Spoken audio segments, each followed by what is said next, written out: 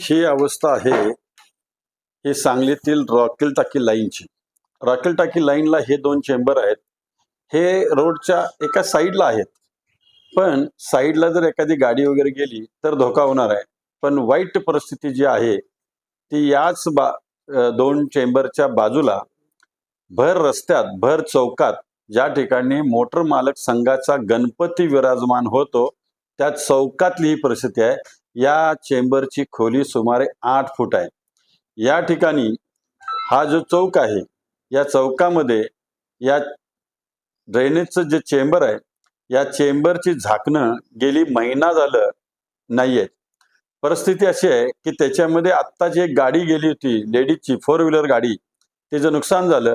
मी स्वतः ते लोकांना दिसत नाही म्हणून मी त्या ठिकाणी एक दिसावं म्हणून, काहीतरी असावं म्हणून मी या ठिकाणी हे कचऱ्याचं पोतं एक मी त्या ठिकाणी आणून ठेवत आहे. विचार करा, महानगरपालिकेचे कर्मचारी किती दक्ष आहेत. ही परिस्थिती बघा. जर का महानगरपालिकेचा अधिकारी किंवा कर्मचारी या खड्ड्यात पडला तर खऱ्या अर्थानं नागरिकांनी टाळी वाजवायला पाहिजे, टाळ्याच वाजवायला पाहिजेत. कारण तुमचे हात पाय मोडल्याशिवाय तुम्हाला अक्कल येणार नाही. कारण तुम्ही बेअक्कल असल्यागतच वागायला लागलेले आहात.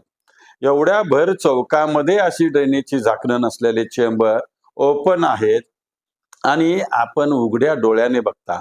अरे वार्षिक ठेका दिलेला आहे, तो सुद्धा तुम्ही कोणत्या बेसवर दिला त्याच्या चौकशीला आता मला हात घालावा लागेल.